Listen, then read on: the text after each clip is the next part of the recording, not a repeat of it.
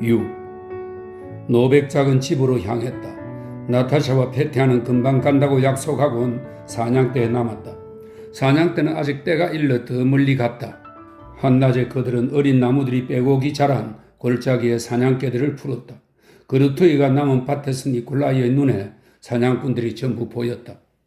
니콜라이 맞은편에 가을밀이 파릇파릇한 밭이 있고 그곳에 솟은 개암나무 관목 뒤 구덩이에 사냥꾼 한 명이 서 있었다. 사냥개들을 풀자마자 니콜라이는 자신이 알고 있는 개 볼토론이 간간히 사냥감을 쫓는 소리를 들었다. 다른 개들이 합세에 잠자코 있다가 다시 쫓다가 했다. 1분 후 섬에서 여우를 쫓는 목소리가 들려왔다. 그러자 사냥개들이 서로 뒤엉킨 채 니콜라이에게서 멀리 밀밭 쪽으로 골짜기의 가장자리를 따라 쫓아갔다. 붉은 모자를 쓴 사냥개 담당들이 울창한 골짜기 가장자리를 따라 말을 달리는 것이 보이고 개들도 보였다. 그는 매 순간 반대쪽 밀밭에 여우가 나타나기를 기다렸다. 구덩이에 서 있던 사냥꾼이 움직이더니 개들을 풀었다. 니콜라이는 다리가 짧고 기묘하게 생긴 붉은 여우를 보았다. 여우는 꼬리를 세우고 털을 부풀린 채 황급히 밀밭을 달려갔다. 개들이 여우를 따라잡기 시작했다. 둘의 거리가 좁혀졌다. 여우는 개들 사이에서 원을 그리며 이리저리 움직였고 점점 더 작게 뱅글뱅글 돌며 털이 복슬복슬한 꼬리로 몸을 휘감았다. 그러자 누군가의 하얀 개가 덮치고 뒤이어 검은 개가 덮치고 모든 것이 한데 뒤섞였다.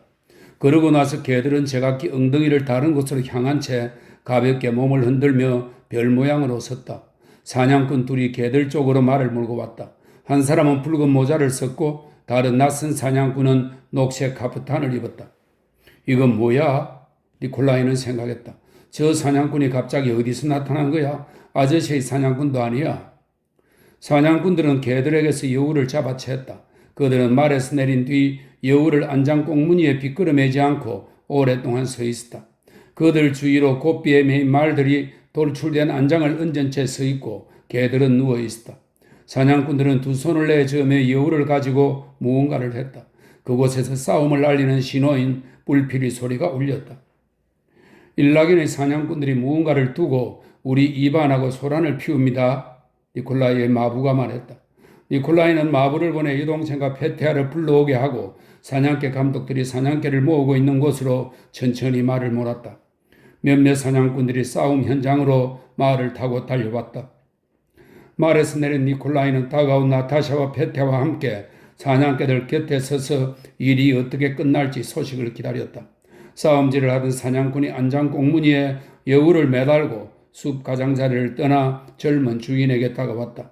그는 멀리서부터 모자를 벗고 정중하게 말하려 애썼다. 그러나 그는 창백한 안색으로 숨을 헐떡였다. 얼굴이 험악하게 일그러져 있었고 한쪽 눈에 멍이 들었는데도 모르는 듯했다. 거기서 무슨 일이 있었던 건가? 니콜라이가 물었다. 글쎄, 저자가 우리 사냥개들이 덮친 여우를 죽이려 드는 겁니다. 여우를 잡은 건 제 회색 암컷인데 말입니다. 꺼져, 소송해. 어디 여우에 손을 대? 저는 여우를 들어 그 녀석을 흠씬 두들겨 팼습니다. 내놔, 안장에 매달아. 그게 갖고 싶냐? 사냥꾼은 아마 아직도 적과 싸우는 중이라고 상상하는지 당금을 가리키며 말했다. 니콜라이는 사냥꾼에겐 아무 말도 하지 않고 여동생과 페타에게 기다리라고 부탁한 뒤 이 적대적인 일락인의 사냥대가 있던 곳으로 갔다. 승리자인 사냥꾼은 사냥꾼들의 무리로 말을 몰고 가서는 궁금해하는 동료들에게 둘러싸여 자신의 공적을 이야기했다. 상황은 이랬다. 로스토프가와 다툼이 있어 소송 중이던 일락인이 평소 로스토프가의 소유이던 곳에서 사냥을 하다가 지금 일부러 그런 것처럼 로스토프가 사람들이 사냥을 하고 있던 섬으로 자기 사냥꾼을 보내 나머지 사냥개들이 덮친 사냥감을 잡도록 내버려 둔 것이다. 여기서 나오는 섬은 숲을 말합니다. 니콜라이는 일락인을 한 번도 본 적이 없었다. 그러나 늘 그렇듯 판단과 감정에서 중도를 모르는 니콜라이는 이 지주의 광포함과 아집에 대한 소문을 듣고 그를 정화하며 가장 사악한 적으로 여겼다.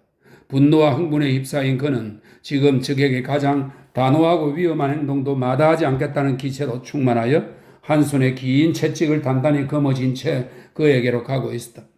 숲 모퉁이를 벗어나자마자 그는 태 없는 비버 가죽 모자를 쓴 뚱뚱한 지주가 아름다운 검은 말을 타고 두 마부와 함께 맞은편에서 오고 있는 것을 보았다. 니콜라이는 일락인에게서 적이 아니라 풍채가 당당하고 정중함, 특히 젊은 백작과 친분을 맺기를 바라는 지주를 발견했다. 로스토프에게 다가온 일락인은 비버 가죽 모자를 살짝 들어올리고는 벌어진 일에 대해 무척 유감스럽게 생각한다고 말했다. 또한 남의 사냥개로부터 사냥감을 가로채려 한 사냥꾼을 처벌하도록 지시하겠다고 했다. 그러면서 백작에게 친구가 되어달라고 청하며 자기 사냥터를 제공했다. 오빠가 무슨 끔찍한 짓을 저지르지 않을까 두려워하던 나타샤는 불안한 마음으로 그를 바짝 뒤따라갔다. 나타샤는 두 적이 다정하게 인사를 나누는 것을 보고 그들에게 다가갔다. 일락이는 나타샤 앞에서 비버 가죽 모자를 더욱더 높이 들어올리고 유쾌한 미소를 짓더니 사냥에 대한 열정으로 보나 소문으로 숱하게 들은 바 있는 미모로 보나 백작영애가 디아나를 떠올리게 한다고 말했다. 일락이는 자신의 사냥꾼이 저지른 죄를 씻기 위해 로스토프에게 1베르스타 떨어진 자기 상기석으로 가자고 집요하게 청했다. 자신을 위해 잘 간수해온 그곳에 토끼가 한가득 널렸다고 했다. 니콜라이는 동의했다. 그리하여 2배로 커진 사냥대는 더 멀리 나아갔다. 일락인의 산지까지는 들판을 거쳐 가야 했다. 사냥꾼들은 옆으로 고르게 퍼졌다. 주인들은 함께 말을 몰았다. 아저씨와 로스토프와 일락인은 다른 사람들이 눈치채지 못하게 몰래 서로의 개들을 흘깃거리며 그 중에서 자기 개들과 견줄 만한 적수를 불안한 눈초리로 찾았다. 로스토프는 일락인의 사냥개들 중에서 러시아 순종의 작고 털이 복슬복슬하고 몸통이 가느다란 그러나 근육이 강철같이 단단하고 낯짝이 좁고 검은 통방울 눈을 가진 붉은 점박이 암캐의 아름다움에 깊은 인상을 받았다. 일락인의 개들이 빠르다는 소문은 들은 바 있었다. 그는 이 아름다운 암캐를 자신에게 밀카의 적수로 보았다. 일락인이 말을 꺼낸 올해의 수학에 관한 대화 중간에 니콜라이는 그의 붉은 점박이 암캐를 가리켰다. 당신의 저 암캐가 멋지네요. 그는 무심한 투로 말했다. 꽤 날쌔죠? 저 개요? 네, 좋은 개입니다. 잘 잡아요. 일락이는 자신의 붉은 점박이 개 예르자에 대해 태연한 목소리로 말했다. 그는 그 개를 얻으려고 1년 전 집에 딸린 농로 세 가구를 이웃에 넘겼다. 그런데 백작, 탈곡한 곡물은 양이 자랑할 만한 게 없습니까? 일락이는 시작된 대화를 계속했다. 그러다 젊은 백작에게 똑같이 보답하는 것이 예의라고 생각한 듯 그의 개들을 둘러보더니 떡 벌어진 체격이 눈에 띈 밀카를 골랐다. 당신의 사냥개들 중에서는 저 검은 점박이 개가 좋네요. 체격이 좋아요. 그가 말했다. 네, 나쁘지 않습니다. 잘 달려요. 니콜라이가 대답했다. 들판을 달리는 큰 토끼라도 있으면 얼마나 좋은 개인지 보여줄 텐데 그는 생각했다. 그리고는 마부를 돌아보고 엎드린 토끼를 발견하는 사냥꾼에게 1루버를 주겠다고 말했다. 나는 이해를 못하겠습니다. 일락인이 말을 이었다. 다른 사냥꾼들이 짐승과 개들을 질투하는 거 말입니다. 나에 대해 말해보죠. 백작, 나 말입니다. 말을 타고 돌아다니는 것 자체가 즐거워요. 지금처럼 훌륭한 사람들을 만나기도 하고 더 이상 뭐가 더 좋을 수 있겠소? 그는 나타샤를 향해 다시 자신의 비버 가죽 모자를 벗었다. 짐승 가죽을 얼마나 많이 가져왔는지 따위는 내겐 아무래도 상관없소이다. 물론 그렇습니다. 아니면 내 개가 아니라 남의 개가 짐승을 잡는다고 화를 내는 것도 말이에요. 나는 그저 사냥감을 모는 광경을 즐기고 싶을 따름이죠. 그렇지 않습니까, 백작? 그리고 내 판단. 잡아. 그때 보르조이 개로 사냥하는 사냥꾼 중 한 명이 소리를 길게 느려 외치는 소리가 들렸다. 그는 그루터기가 남은 밭의 낮은 둔덕 위에 서서 기다란 채찍을 들어올리고 한 번 더 길게 느린 소리로 되풀이했다. 잡아! 그 소리와 들어올린 채찍은 엎드린 토끼를 눈앞에서 보고 있다는 의미였다. 아, 찾은 모양입니다. 일락인이 무심하게 말했다. 어때요? 같이 가볼까요, 백작? 네, 가야죠. 그럼 다 같이? 니콜라이는 예르자와 아저씨의 붉은색 개 루가이, 이제까지 자신의 개들과 한 번도 나란히 달려본 적 없는 두 경쟁자를 쳐다보며 대답했다. 그런데 저 녀석들이 우리 밀카를 가뿐하게 앞질러버리면 어쩌지? 그는 아저씨와 일락인과 나란히 토끼 쪽으로 다가가며 생각했다. 큰 놈인가? 일락인이 토끼를 발견한 사냥꾼에게 물으며 다가갔다. 그리고 다소 흥분한 기색으로 예르자를 돌아보며 휘파람을 불었다. 미하일 니카노리치, 당신은? 일락이는 아저씨를 돌아보았다. 아저씨는 눈살을 찌푸리며 말을 몰았다. 내가 뭐하러 끼겠소? 정말 당신네 개들은 당연하단소. 개 한 마리가 마을 하나 값이니? 당신네 개들은 수천 루블짜리인데 당신들이나 개들을 겨뤄보시오. 난 빨아보기나 하겠소. 루가이, 자, 그가 소리쳤다. 루가유시카, 그는 자기도 모르게 그 붉은 숙회에게 그는 기대와 애정을 이런 애칭으로 표현하며 덧붙였다. 나타샤는 이 두 노인과 오빠의 감추어진 흥분을 보면서 자신도 흥분하고 있었다. 사냥꾼은 낮은 둔덕 위에 채찍을 들고 서 있었고 주인들은 그를 향해 말을 천천히 몰았다. 지평선에서 걷고 있던 사냥개들이 토끼에게서 떨어져 방향을 틀었다. 주인들이 아닌 사냥꾼들 역시 물러났다. 모든 것이 천천히 질서정연하게 움직였다. 토끼가 머리를 어디로 두고 엎드려 있나? 니콜라이는 토끼를 발견한 사냥꾼에게서 100걸음쯤 떨어진 지점에 이르러 물었다. 그러나 사냥꾼이 미처 대답도 하기 전에 토끼는 내일 아침 닥칠 추위를 예감하며 더 엎드려 있지 않고 벌떡 일어났다. 줄에 매인 사냥개 무리가 사납게 짖으며 토끼를 쫓아 산 아래로 내달렸다. 가죽끈에 매여 있지 않던 보르조의 개들이 사방에서 사냥개들과 토끼 쪽으로 돌진했다. 이제까지 천천히 움직이던 고참 사냥개지기 사냥꾼들이 멈춰! 하는 고함과 함께 개들의 목줄을 풀어주고 보르조이로 사냥하는 사람들은 잡아! 하는 호령과 함께 개들을 내보내면서 모두 들판을 가로질러 말을 달렸다. 침착한 일락인과 니콜라이와 나타샤와 아저씨는 어디로 어떻게 가야 할지 모른 채 개들과 토끼만 보면서 오직 몰이 과정을 한순간이라도 시야에서 놓칠까 걱정하며 날듯이 달려갔다. 크고 날쌘 토끼가 눈에 띄었다. 벌떡 일어난 토끼는 곧바로 달리지 않고 귀를 쫑긋 세우고는 사방에서 느닷없이 울린 외침과 발소리에 귀를 기울였다. 토끼는 10걸음 정도 천천히 발짝발짝 뛰어 개들을 다가오게 하더니 마침내 위험을 깨닫고는 방향을 정한 뒤 귀를 뒤로 젖힌 채 전속력으로 달렸다. 토끼는 그루터기에 엎드렸지만 앞쪽은 바닥이 질퍽거리는 파릇파릇한 밀밭이었다.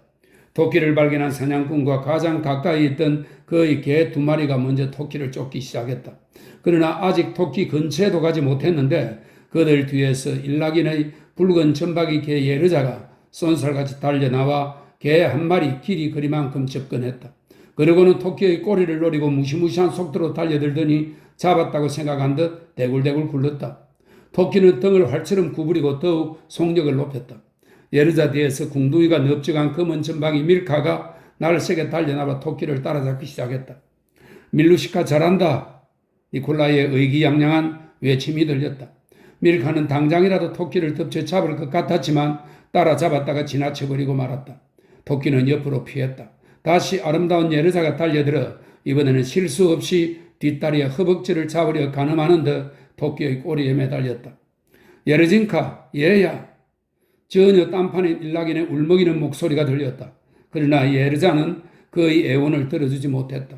예르자가 토끼를 잡을 것이라고 기대할 수밖에 없던 바로 그 순간 토끼가 방향을 틀어서 파릇파릇한 밀밭과 그루터기 밭 사이의 경계로 달아나 버렸던 것이다. 다시 예르자와 밀카는 쌍두마차에 매인 2마리 말처럼 어깨를 나란히 하고 토끼를 따라잡기 시작했다. 경계선을 따라 달리는 것은 토끼에게 더 쉬워서 개들은 좀처럼 빨리 접근하지 못하고 있었다. 루가유시카, 당연하지. 그때 또 새로운 목소리가 외쳤다. 그러더니 아저씨의 등이 굽은 붉은 숙회 루가이가 다리를 쭉 펴고 등을 활처럼 구부린 채 처음의 2마리 개를 따라잡고는 그들을 앞질렀다. 모라지깅에 빠진 루가이는 토끼에게 휙 달려들어 경계선에서 밀밭으로 넘어뜨리고 무릎까지 푹푹 빠지며 진창이 된 밀밭을 또 한 번 더욱 맹렬하게 달렸다. 눈에 보이는 것이라곤 루가이가 진창 속에서 등을 더럽히며 토끼와 함께 대굴대굴 구르는 모습뿐이었다. 개들이 별 모양으로 루가이를 애워쌌다. 1분 후에는 모여든 개들 주위에 다들 서 있었다. 행복한 아저씨 혼자 말에서 내려 토끼의 뒷발을 잘라냈다.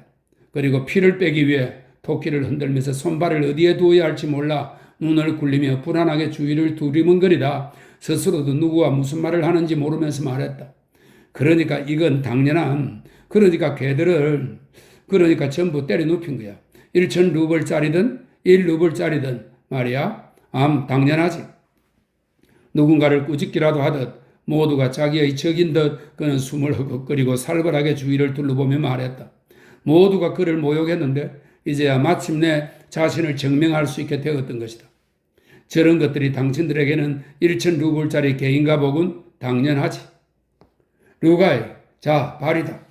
그는 흙이 묻은 뒷발을 던지며 말했다. 넌 상을 받을 만해. 당연하지. 이 녀석 완전히 녹초가 됐네. 혼자서 3번이나 몰았으니. 니콜라이 또한 누구의 말에도 귀 기울이지 않고 또 자기 말을 듣든 말든 신경 쓰지 않고 말했다. 저놈이 끼어들었다니까요. 일라겐의 마부가 말했다. 거의 잡을 뻔했는데 그렇게 몰이를 당한 짐승은 집 지키는 개도 다 잡을 거요? 바로 그때 말을 탄 데다 흥분까지 해서 간신히 숨을 가다듬던 일락인이 벌겋게 달아오른 얼굴로 말했다. 그와 동시에 나타샤가 숨을 고르지도 않고 기쁨과 환희에 젖어 귀가 윙윙거릴 만큼 날카롭게 소리를 질렀다. 다른 사냥꾼들도 말로 떠들면서 표현한 것을 이런 날카로운 비명으로 표현했던 것이다. 그 째지는 듯한 소리는 너무도 이상해서 다른 때였다면 분명 그녀 자신이 그 야만적인 새된 소리에 부끄러움을 느꼈을 것이고 또 모두가 깜짝 놀랐을 것이다. 아저씨는 토끼를 안장 뒤에 매달아 말의 엉덩이 너머로 재빨리 능숙하게 넘겼는데 마치 이런 동작으로 모두를 비난하는 듯 했다. 그러고 나선 누구와도 말하고 싶지 않다는 표정으로 자신의 연한 밤생말에 올라탄 뒤 자리를 떠났다. 그를 제외한 모든 이들이 슬픔과 모욕을 느끼며 흩어졌고 한참이 지난 후에야 전처럼 무심한 척할 수 있었다. 그들은 아직도 오랫동안 붉은 루가이를 계속 흘깃거렸다. 루가이는 굽은 등이 온통 진흙투성이가 된 채 승리자의 침착한 표정을 띠고 아저씨의 말 뒤에서 빠르게 걷고 있었다. 모리와 관련된 일만 아니면 나도 여느 개들과 똑같다고. 하지만 때가 오면 꽉 물고 느려져야지. 니콜라이는 그 개의 표정이 그렇게 말하는 것 같았다. 한참 후 아저씨가 다가와 말을 건넸을 때 니콜라이는 그 모든 일이 있고 나서도 아저씨가 여전히 말을 걸어주는 것에 우쭐한 기분을 느꼈다. 7. 저녁이 되어 일락인이 작별을 구하고 떠났을 때 니콜라이는 집에서 너무 멀리 와 있었다. 그래서 그는 사냥은 그만하고 미하일로카 마을에 있는 자기 집에서 하룻밤 묵어 가라는 아저씨의 제안을 받아들였다. 너희들이 우리 집에 온다면 당연하지. 그러는 편이 더 좋을 게다. 보아라, 날씨가 축축해. 아저씨가 말했다. 푹 쉬고 나서 백작경에는 드로시키에 태워 데려가는 편이 낫지. 아저씨의 제안은 받아들여졌다. 드로시키를 끌어오도록 오트라드 노예로 사냥꾼 한 명을 보내고 니콜라이는 나타샤와 페테아와 함께 아저씨의 집으로 향했다. 5명가량의 크고 작은 남자 농노들이 주인을 맞으러 앞쪽 현관 계단으로 달려나갔다. 수십 명의 크고 작은 늙은 여자들이 말을 타고 다가오는 사냥꾼들을 구경하기 위해 뒤쪽 현관에서 몸을 쑥 내밀었다. 나타샤의, 여자의, 말을 탄 귀족 여성의 존재가 아저씨의 농노들이 품었던 호기심을 커다란 놀라움으로 바꾸어 놓았다. 많은 사람들이 그녀의 존재를 꺼리지 않고 다가와 눈을 들여다보았다. 그러고는 사람이 아니어서 자신에 대해 무슨 말을 하는지 듣지도 이해하지도 못하는 신기한 것이 나타나기도 한 양 그녀 앞에서 이런저런 비평을 했다. 아린카 저것 봐, 옆으로 앉아서 사람이 말 위에 앉았는데 옷자락이 하늘날 흔들려 봐, 조그만 뿔피리도 있어. 어머나 세상에 작은 칼도 있네. 어쩌면 타타르 여자네. 거꾸로 뒤집히지 않는 비결이 뭐요? 가장 대담한 여자가 직접 나타샤에게 말을 걸었다. 아저씨는 정원에 초목이 무성한 자신의 작은 목조 가옥 현관 계단 곁에 이르자 말에서 내렸다. 그는 하인들을 쭉 둘러보더니 필요 없는 사람들은 물러가라고 손님들과 사냥대의 접대에 필요한 것을 전부 갖추어 놓으라고 명령조로 외쳤다. 다들 뿔뿔이 달아났다. 아저씨는 나타샤를 말에서 내려준 뒤 손을 잡고 판자가 들컥거리는 현관 계단을 올라갔다. 회반죽을 칠하지 않고 벽이 통나무로 된 집 안은 그리 깨끗하지 않았다. 그곳에 살던 사람들의 목적이 집 안을 더럽지 않게 하는 데 있다고는 보이지 않았다. 그렇다고 눈에 띄게 방치한 흔적이 있는 것도 아니었다. 현관에는 싱싱한 사과 향기가 감돌고 늑대와 여우의 가죽들이 걸려 있었다. 아저씨는 현관방을 지나 손님들을 접이식 탁자와 붉은 의자들이 있는 작은 홀로, 그 다음엔 둥근 자작나무 테이블과 소파가 있는 응접실로, 그 다음에는 찢어진 소파와 너덜너덜한 양탄자가 있고 수보로프, 집주인의 아버지와 어머니, 그리고 군복을 입은 자신의 초상화가 걸린 서재로 이끌었다. 서재에는 담배와 개의 냄새가 강하게 풍겼다. 서재에서 아저씨는 손님들에게 제 집처럼 편안히 앉으라고 권하고는 자신은 밖으로 나갔다. 루가이가 등이 들어온 그대로 서재에 들어오더니 소파에 엎드려 혀와 이로 몸을 깨끗하게 했다. 서재는 휘장이 찢어진 칸막이가 보이는 복도로 이어져 있었다. 칸막이 뒤에서 여자들의 웃음소리와 속삭임이 들렸다. 나타샤와 니콜라이와 페테아는 외투를 벗고 소파에 앉았다. 페테아는 팔꿈치를 꿰고 이내 잠이 들었다. 나타샤와 니콜라이는 말없이 앉아 있었다. 두 사람의 얼굴은 발갛게 달아올라 있었다. 그들은 몹시 배가 고프면서도 무척 즐거웠다. 그들은 서로를 바라보았다. 사냥이 끝나고 방 안에 있게 되자 니콜라이는 여동생 앞에서 더 이상 남성적 우월성을 보여줄 필요를 느끼지 않았다. 나타샤가 오빠에게 한쪽 눈을 찡긋하자 두 사람은 잠깐 동안 꾹 참다가 웃을 구실을 미처 생각해 내기도 전에 큰 소리로 웃음을 터뜨렸다. 잠시 후 아저씨가 가자킨과 헐렁한 파란 바지 차림에 짧은 부츠를 신고 들어왔다. 나타샤는 아저씨가 오트라드 노예에 왔을 때 자신이 놀라움과 조롱의 눈길로 보았던 그 복장이 프로코트와 연미복에 결코 뒤지지 않는 진정한 의복이라고 느꼈다. 아저씨도 즐거운 모습이었다. 그는 온유의 웃음에 모욕을 느끼지 않았을 뿐 아니라 스스로도 그들의 이유 없는 웃음에 동참했다. 자기 인생이 비웃음을 당할 수도 있다는 생각이 그의 머리에 떠오를 리 없었다. 젊은 백작쟁이가 참 대단해. 당년에 이런 아가씨는 본 적이 없어. 그는 로스토프에게 긴 담뱃대가 딸린 파이프 하나를 건네고 짧게 자른 다른 담뱃대를 제 손가락에 끼고 익숙한 동작으로 채우며 말했다. 온종일 말을 타고 돌아다니다니 한창 때 남자라 해도 힘든 법인데 아무렇지도 않은 모양이야?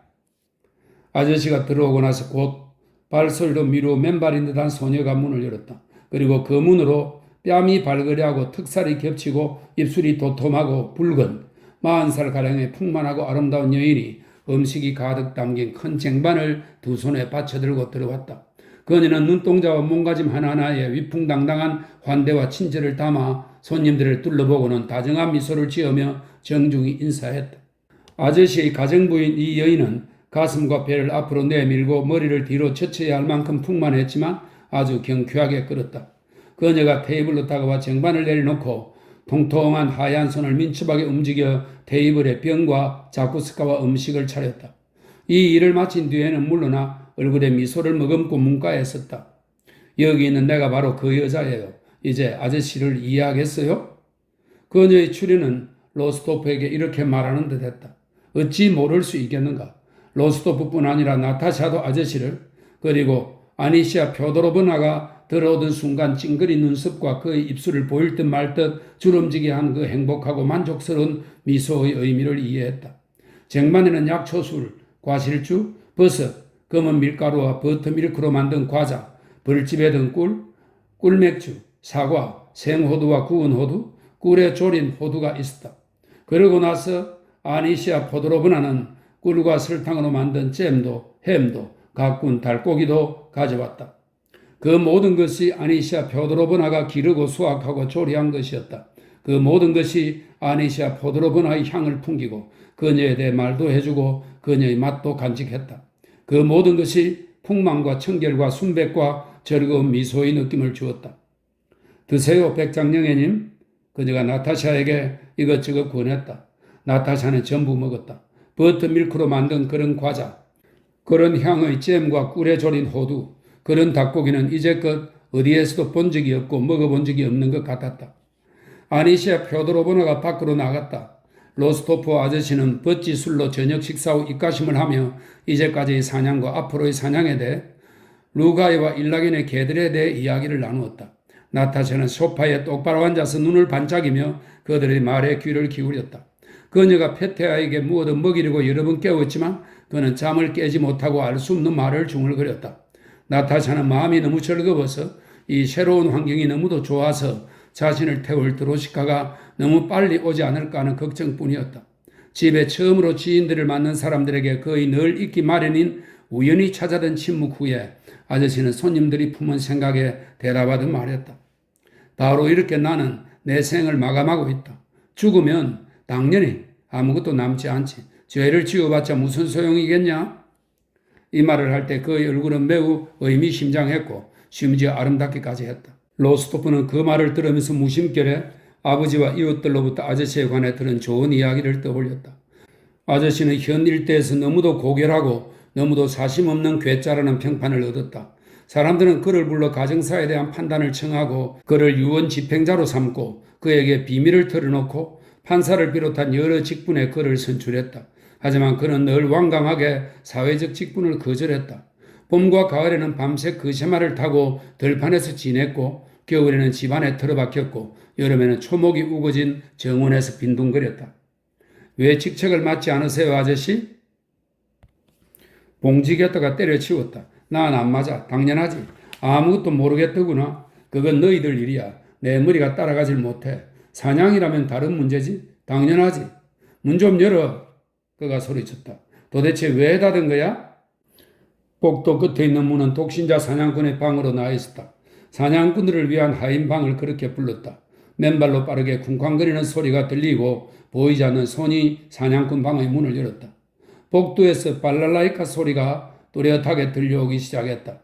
그 방면의 명인이 연주하는 듯 했다.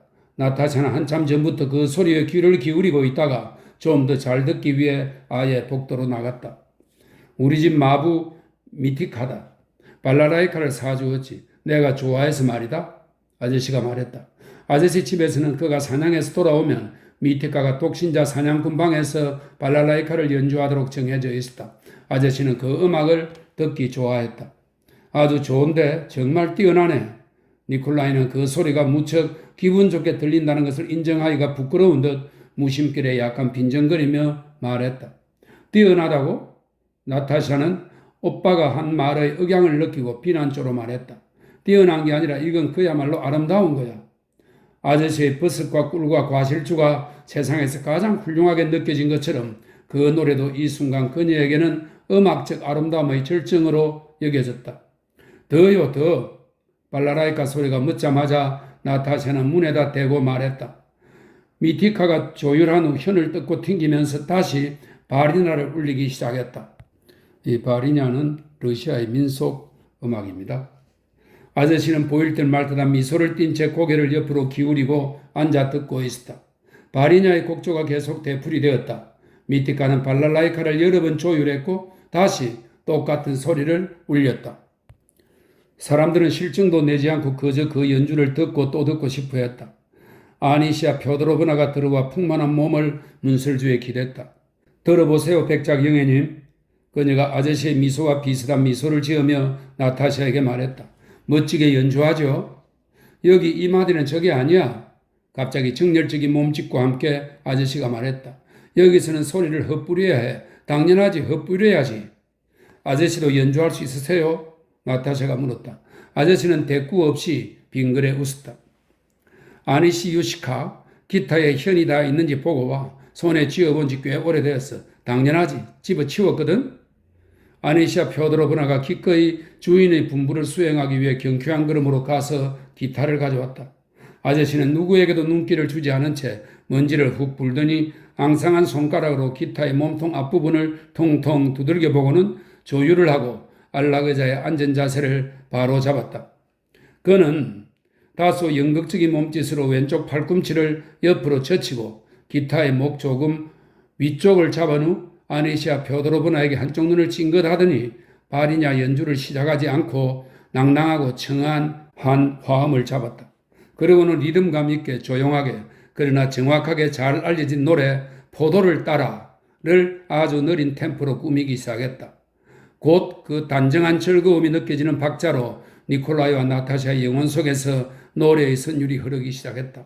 아니시아 표도로브나는 얼굴을 발그레 붉히더니 셔얼로 얼굴을 가리고 웃으며 방에서 나갔다. 아저씨는 영감에 찬 달라진 눈길로 아니시아 표도로브나가 떠난 자리를 바라보면서 깨끗하게 열심히 그리고 힘차게 확실히 계속 노래에 곡을 붙여 나갔다. 그의 얼굴에서 희끄리끄한 콧수염 말의 한쪽에서 무언가가 살짝 웃었다. 노래가 점점 맹렬해지고 박자가 빨라지고 빠르게 현을 뜬 악절에서도 갑자기 연주가 멈출 때면 특히 더 웃었다. 아름다워요. 너무 아름다워요, 아저씨. 더요, 더요. 그가 연주를 끝내자마자 나타샤가 소리쳤다. 그녀는 자리에서 벌떡 일어나 아저씨를 안고 입을 맞추었다. 니콜렌카, 니콜렌카. 그러고는 오빠를 돌아보며 이게 도대체 뭐야? 하고 묻는 듯 말했다. 니콜라이 또한 아저씨의 연주가 무척 마음에 들었다. 아저씨가 두 번째 노래를 부르기 시작했다. 아니시아 펴도로브나의 웃는 얼굴이 다시 문가에 나타나고 그 뒤에 또 다른 얼굴들도 보였다. 차가운 샘물 뒤에서 소리친다. 아가씨, 잠깐만요. 아저씨는 연주를 하다가 다시 능숙한 솜씨로 빠르게 현을 뜯더니 갑자기 뚝 그치고 어깨를 살짝 움직였다. 아, 어서요. 제발 아저씨. 나타샤는 자기 목숨이 달린 것처럼 애원하는 목소리로 보챘다. 아저씨가 일어났다. 그의 안에는 마치 두 사람이 있는 것 같았다. 그 중 한 사람은 익살꾼에게 진지한 미소를 지었고 익살꾼은 춤을 추기에 앞서 소박하고도 정확한 첫 자세를 취했다. 자, 조카. 아저씨가 화음을 뜯던 손을 나타샤를 향해 흔들며 외쳤다. 나타샤는 걸친 쇼를 벗어던지고 아저씨 앞으로 달려나가 두 손을 허리에 얹고는 어깨로 동작을 취하고 섰다. 이민온 프랑스 여자에게 교육받은 백장영애가 자신이 숨쉬어온 러시아 공기에서 그 정신을 언제, 어디서, 어떻게 빨아들였을까? 오래전 쇼울댄스에 밀려난 게 분명한 그런 몸짓을 어디에서 익혔을까? 그러나 이 정신과 몸짓은 모방되지 않고 학습되지 않는 러시아적인 것. 아저씨가 그녀에게 기대한 바로 그것이었다. 그녀가 서서 의기양양하고 오만하고 교묘하고 명랑한 미소를 지은 순간 니콜라이와 그 자리에 있던 이들을 사로잡았던 처음의 걱정, 그녀가 제대로 못하리라는 걱정은 눈 녹듯 사라지고 그들은 어느새 그녀에게 넋을 잃었다. 그녀는 바로 그것을 해냈다.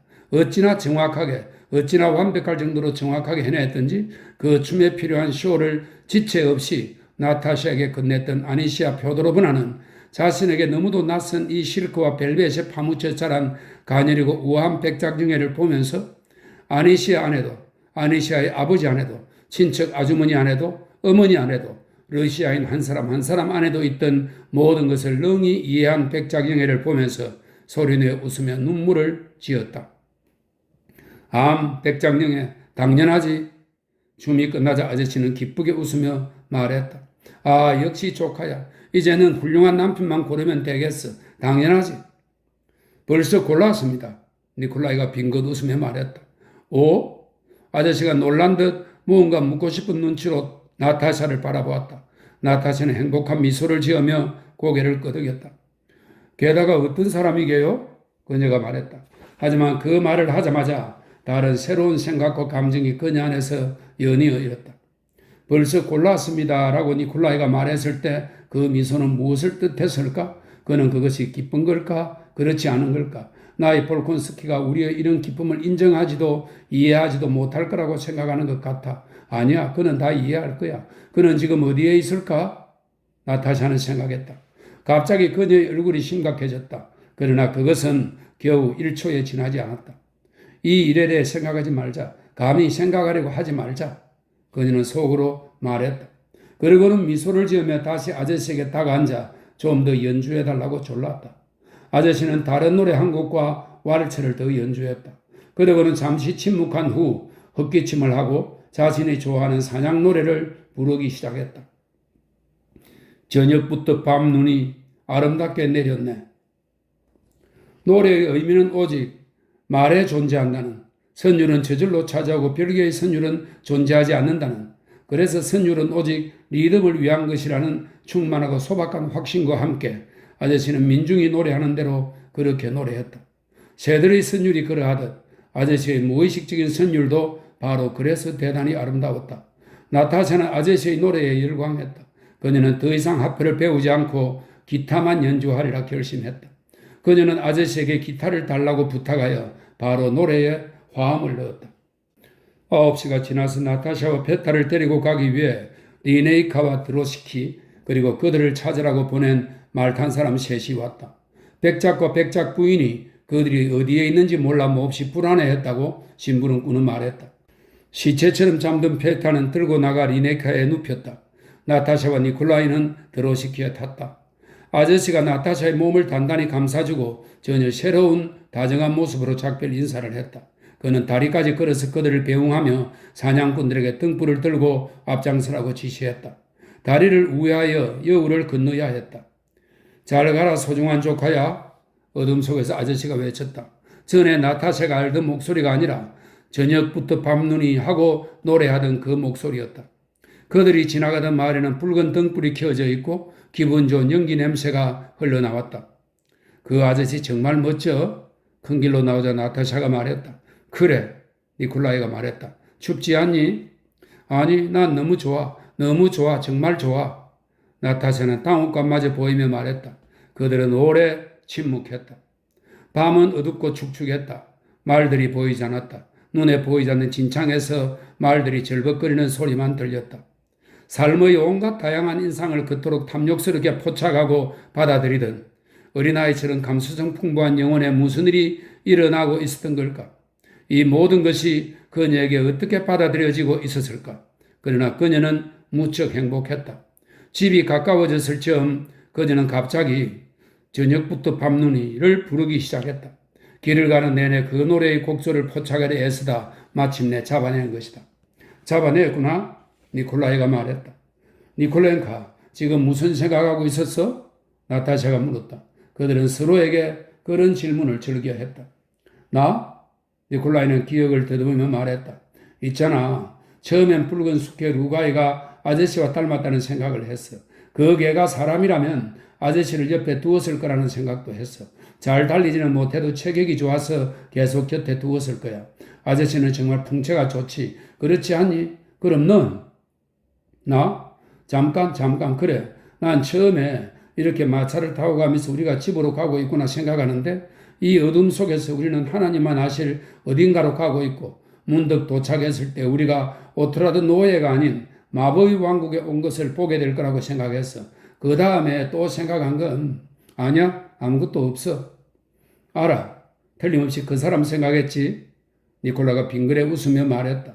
나타샤는 그 목소리의 울림에서 그 미소를 알아차렸다. 아니야. 나타샤가 대답했다.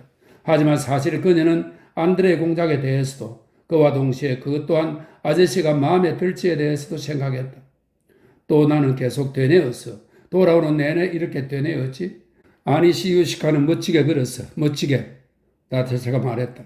그리고 니콜라이는 그녀의 낭낭하고 이유 없이 행복한 웃음소리를 들었다. 있잖아. 느닷없이 그녀가 말했다. 난 알아. 지금처럼 행복하고 평온한 순간은 이제 내게 더 이상 없을 거야. 터무니없는 생각, 멍청한 소리, 거짓말. 니콜라이는 이렇게 말하고 생각했다. 나의 나타샤는 얼마나 멋진가. 나에게 이런 친구는 또 없고 앞으로도 없을 거야. 나타샤가 왜 결혼해야 하지? 계속 나타샤와 이렇게 마차를 타고 돌아다닐 수 있다면 지금의 니콜라이는 참 멋져. 나타샤는 생각했다. 아, 아직 응접실에 등불이 켜져 있네. 그녀가 촉촉하고 벨벳 같은 밤의 어둠 속에서 아름답게 빛나는 집의 창문을 가리키며 말했다. 8. 일리아 안드레이치 백작은 귀족 회장직을 사임했다. 그 직책이 지나치게 많은 지출과 결부되어 있었기 때문이다. 하지만 그의 사정은 조금도 나아지지 않았다. 나타샤와 니콜라이는 부모가 몰래 걱정스럽게 의논하는 모습을 종종 보았고 조상 대대로 내려온 로스토프가의 화려한 저택과 모스크바 근교의 영지가 매각되리라는 소문도 들었다. 귀족 회장직을 내놓고 나자 그렇게 큰 규모의 접대를 할 필요가 없어졌다. 그래야 오트라드 노예에서의 삶은 지나간 해들보다 더 조용히 흘러갔다. 그러나 거대한 저택과 곁에는 여전히 사람들로 꽉 찼고 여전히 20명도 넘는 사람들이 식탁 앞에 앉았다. 모두 가족이나 다름없이 이 집에 익숙해진 사람들이거나 반드시 백작의 집에 살아야 할 것 같은 이들이었다. 음악가 딘물레르와 그의 아내, 무용승생 이오겔과 그 가족, 한 집에서 살아온 늙은 숙녀 벨로바, 그리고 다른 많은 사람들, 페테아의 선생들, 아가씨들의 예전 가정교사, 또 그저 자기 집보다 백작의 집에서 지내는 편이 더 좋거나 더 이득인 사람들이 그러했다. 예전과 같은 대규모의 방문은 없었지만 생활 방식은 그대로 유지되었다. 백작과 백작 부인은 그런 것이 없는 삶을 상상할 수 없었다. 니콜라이가 규모를 더 키우는 사냥때도 여전했고 마국간의 말 50마리와 마부 15명도 그대로였다. 명명일에 서로에게 주는 값비싼 선물과 군 전체를 위한 성대한 만찬 역시 그대로였다. 백작의 휘스트 게임과 보스턴 게임도 여전했다. 카드 놀이를 할 때면 그는 모두가 볼 수 있도록 카드를 부채처럼 펼쳐 쥐고 일리아 안드레이 백작과 카드 놀이 친구가 되는 자격을 가장 좋은 돈벌이 무대로 여기는 이웃들에게 매일 수백 루블씩 잃곤 했다. 백작은 자신이 올가미에 걸려든 것을 믿으려 하지 않고 매 걸음마다 더욱더 얽혀들면서 자신을 올가면 올가미를 끊어낼 수도 조심스럽고 끈기 있게 풀어낼 수도 없음을 느끼면서 거대한 그물망 같은 일들 속에서 갈팡질팡했다. 백작 부인은 아이들이 영락해 가고 있지만 백작은 잘못이 없다고, 백작이 다른 사람이 될 수는 없다고, 백작이 자신과 아이들의 영락에 대한 인식으로 비록 숨기고는 있지만 괴로워하고 있다고 사랑 가득한 마음으로 느끼면서 집안 형편을 도울 방법을 찾고 있었다. 그녀의 여성적 관점에서 떠오르던 수단은 단 하나, 니콜라이가 부유한 신부감과 결혼하는 것뿐이었다. 그녀는 이것이 마지막 희망이라고, 만약 자신이 찾아준 짝을 니콜라이가 거절한다면 집안 형편을 바로잡을 가능성과 영원히 결별할 수밖에 없을 것이라고 생각했다. 그 짝은 훌륭하고 덕망 높은 어머니와 아버지의 딸로 로스토프가와 어린 시절부터 알고 지낸 줄리 카라기나였다. 지금 그녀는 마지막으로 남았던 오빠가 죽는 바람에 부유한 신부감이 되어 있었다. 백작 부인은 모스크바에 있는 카라기나에게 직접 편지를 보내 그녀의 딸과 자기 아들의 결혼을 제안했고 그녀로부터 호의적인 답변을 받았다. 카라기나는 자신은 찬성한다면서 모든 것은 딸의 의향에 달려있다고 답했다. 카라기나는 니콜라이를 모스크바로 초대했다. 백작 부인은 여러 차례 눈물을 글썽이며 아들에게 두 딸이 다 출가하게 된 지금 유일한 바람은 그가 결혼한 모습을 보는 것이라고 말했다. 그렇게만 된다면 무덤에 편안히 누울 것이라고 덧붙이고는 자신의 점찍은 훌륭한 아가씨가 있다며 결혼에 대한 그의 의견을 캐물었다. 또 다른 여러 대화에서 그녀는 줄리를 칭찬하며 축일에 모스크바에 가서 즐기고 오라고 권했다. 니콜라이는 어머니가 무슨 목적으로 그런 말을 하는지 짐작하고 있다가 그런 대화 중에 한 번은 다 털어놓게 했다. 그녀는 집안 형편을 바로잡을 희망은 이제 그와 카라기나의 결혼이라고 토로했다. 제가 재산이 없는 아가씨를 사랑한다면 어떻게 하실 건가요? 어머니, 제게 재산 때문에 감정과 명예를 희생하라고 요구하실 건가요? 그는 자신의 질문이 잔인함을 깨닫지 못하고 자신의 고결함만 드러내면서 어머니에게 물었다. 아니, 넌 내 말 뜻을 모른다. 어머니는 어떻게 변명해야 할지 몰라 하며 말했다. 넌 내 말 뜻을 몰라, 니콜렌카. 난 너의 행복을 원해. 그녀는 이렇게 덧붙이고는 자신이 거짓말하고 있다고, 자신이 궁지에 몰렸다고 느꼈다. 그녀는 울기 시작했다. 어머니, 울지 마세요. 그냥 어머니가 그러길 원한다고 말씀하세요. 어머니를 편안하게 해드리기 위해서라면 제 인생 전부를, 모든 것을 바칠 거라는 걸 아시잖아요? 니콜라이가 말했다. 전 어머니를 위해서라면 모든 것을, 심지어 제 감정까지도 희생할 거예요. 하지만 백작 부인은 그런 식으로 문제를 제기하고 싶지 않았다. 그녀는 아들의 희생을 바라지 않았다. 오히려 자신이 아들을 위해 희생하기를 원했을 것이다. 아니, 넌 내 말 뜻을 몰라. 이제 그만 얘기하자. 그녀는 눈물을 닦으며 말했다. 그래, 어쩌면 난 가난한 아가씨를 사랑하는지도 몰라. 니콜라이는 속으로 말했다. 어쩌지? 재산 때문에 감정과 명예를 희생해야 하나? 어머니가 내 앞에서 이런 말을 할 수 있었다는 게 놀라워. 그는 생각했다. 소냐가 가난하니까 난 그녀를 사랑해서도 안 되고 그녀의 신실하고 헌신적인 사랑에 응해서도 안 되나? 하지만 난 분명 무슨 인형 같은 줄리보다 소냐와 함께 있을 때 더 행복할 거야. 나 내 감정에 명령할 수 없어. 그는 속으로 중얼거렸다. 만약 내가 소냐를 사랑한다면 내 감정은 나에겐 그 무엇보다 더 강하고 더 고귀한 거야. 니콜라이는 모스크바에 가지 않았다. 백작 부인은 그와 결혼에 대한 말을 더 이상 나누지 않았고 아들과 지창금 없는 소냐가 점점 더 가까워지는 징후를 보며 슬픔에 때로는 분노에 차올랐다. 백작 부인은 종종 이유 없이 소냐를 멈춰 세우고 잔소리를 하고 이 봐요 아가씨라고 부르며 소냐에게 불평하고 터집을 잡지 않을 수 없던 자신을 질책했다. 선량한 백작 부인은 소냐가 이 검은 눈동자의 가난한 조카딸이 너무나 온순하고 너무나 착하고 자신의 은인들에게 너무나 헌신적으로 감사해하고 있고 너무나 신실하게 변함없이 헌신적으로 니콜라이를 사랑하고 있어서 도무지 비난할 점을 찾을 수 없다는 것에 무엇보다도 화가 났다.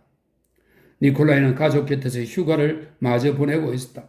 로마로부터 약혼자인 안드레 공작의 네 번째 편지가 왔다. 편지에서 그는 따뜻한 기후 속에 예기치 않게 상처가 덧나지만 않았다면 이미 오래전에 러시아로 가는 길이었을 거라고, 부득이 내년 초까지 출발을 연기할 수밖에 없었다고 썼다. 나타샤는 여전히 약혼자를 사랑했고 그 사랑에 여전히 평온을 느꼈으며 여전히 삶의 모든 기쁨에 풍부한 감수성을 드러냈다. 그러나 그와 떨어진 지 4달이 되어가자 도저히 맞서 싸울 수 없던 슬픔의 순간들이 그녀에게 찾아들기 시작했다. 그녀는 자신이 가여웠다. 자신이 그토록 사랑하고 사랑받을 수 있다고 느끼던 이 모든 시간을 누구를 위해서도 쓰지 못한 채 헛되이 흘려 보내는 것이 아쉬웠다. 로스토브가의 집에는 즐거움이 없었다. 9. 크리스마스 주간이 찾아왔다. 축일 예배 외에 이웃들과 화인들의 엄숙하고 지루한 축하 인사 외에 모두가 입은 새 옷 외에 크리스마스 주간을 기념할 만한 특별한 것은 아무것도 없었다. 그러나 바람 한 점 없는 영하 20도의 혹한 속에서도 한낮에 밝고 눈부신 햇살 속에서도 겨울밤의 별빛 속에서도 어떤 식으로든 이 주간을 기념하라는 요구가 느껴지고 있었다. 축일 주간의 세 번째 날 저녁 식사가 끝나자 가족들은 각자 방으로 흩어졌다. 하루 중 가장 지루한 때였다. 아침에 이웃들에게 다녀온 니콜라이는 소파가 있는 방에서 잠이 들었다. 노백작은 자신의 서재에서 휴식을 취했다. 응접실에는 소냐가 둥근 테이블 앞에 앉아 자수의 본을 베끼고 있었다. 백작 부인은 카드를 펼쳤다. 어릿광대 나스타시아 이바노브나는 슬픈 얼굴을 하고 두 노파와 함께 창가에 앉아 있었다. 나타샤가 응접실에 들어와 소냐에게 다가가서 그녀가 하는 것을 살펴보고는 어머니에게 다가가 말없이 멈추었었다. 왜 집 없는 애들처럼 돌아다녀? 어머니가 그녀에게 말했다. 뭐가 필요해? 그 사람이 필요해요. 지금 이 순간 전 그 사람이 필요해요. 나타샤는 웃음기 없이 눈동자를 빛내며 말했다. 백작 부인이 고개를 들고 딸을 뚫어지게 바라보았다. 절 보지 마세요. 보지 말아요, 엄마. 지금 물 것 같단 말이에요. 앉아라. 내 곁에 앉아봐. 백작 부인이 말했다. 엄마, 전 그 사람이 필요해요. 무엇 때문에 제가 이렇게 시들어 가야 하나요, 엄마? 목소리가 갈라지고 눈에서 눈물이 왈칵 쏟아졌다. 그녀는 눈물을 감추려고 재빨리 돌아서더니 방에서 나갔다. 그녀는 소파방에 들어가 잠시 서서 생각하다가 하녀방으로 갔다. 그곳에서는 늙은 하녀가 추운 바깥에서 뛰어 들어오느라 숨을 헐떡이던 젊은 하녀에게 툴툴거리고 있었다. 이제 그만 놀아. 노파가 말했다. 모든 것에 때가 있다. 내버려 둬요, 콘트라티예브나. 나타샤가 말했다.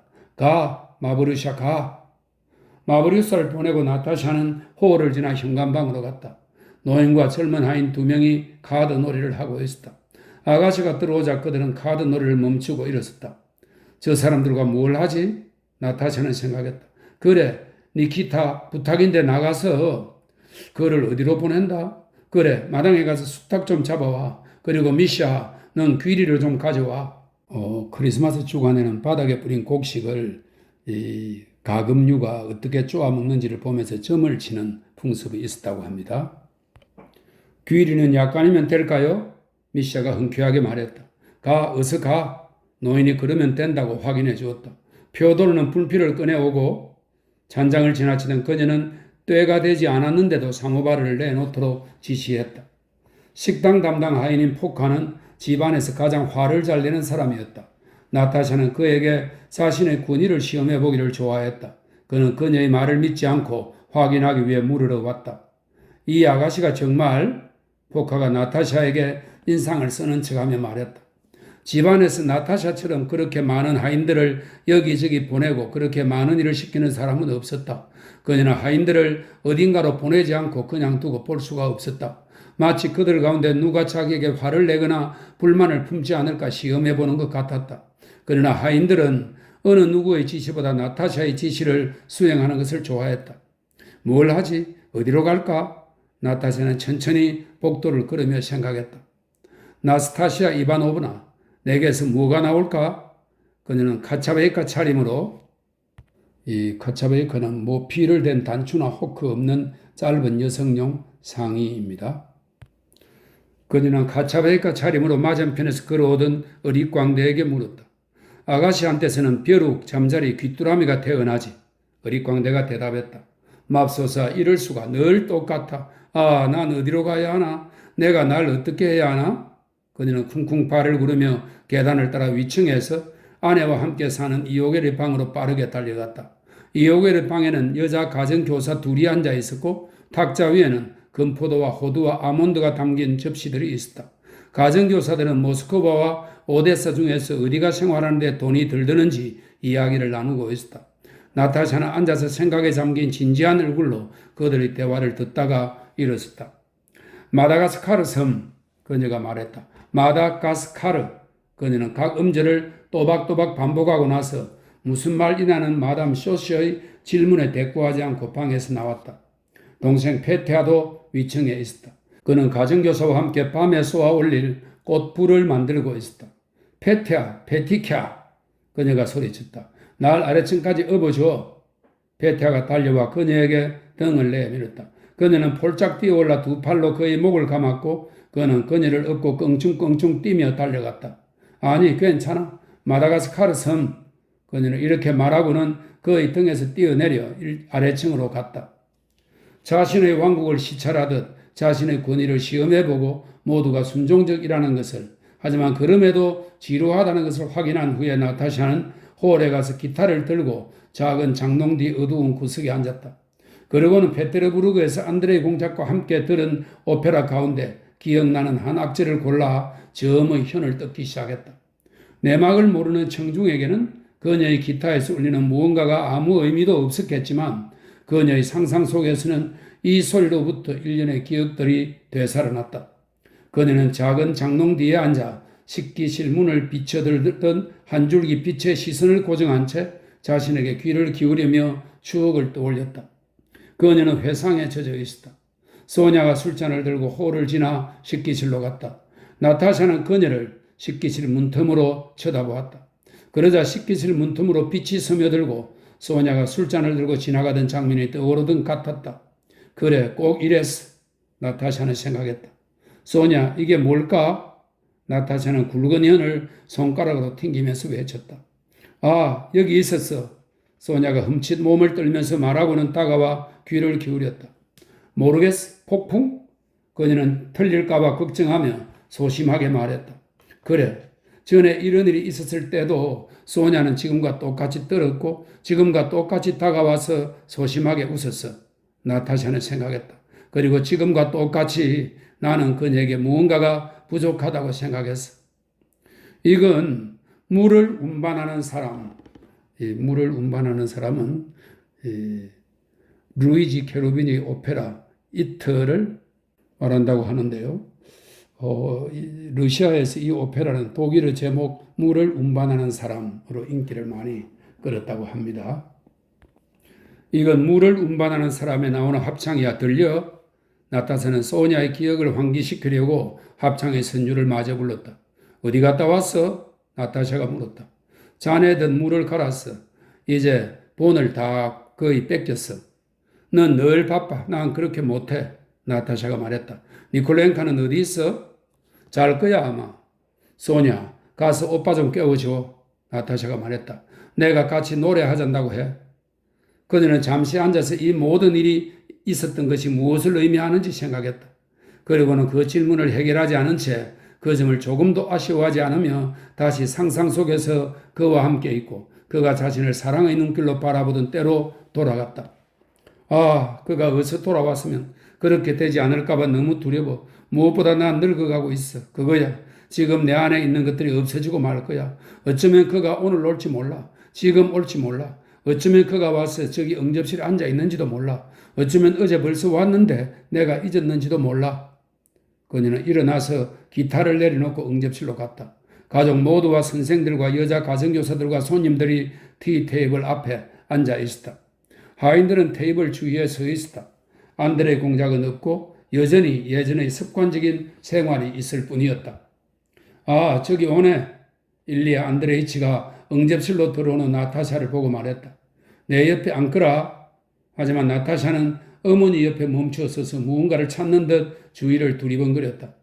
엄마, 그녀가 말했다. 제게 그 일을 주세요. 주세요, 엄마. 어서요, 어서 주세요. 그러면서 애써 울음을 참았다.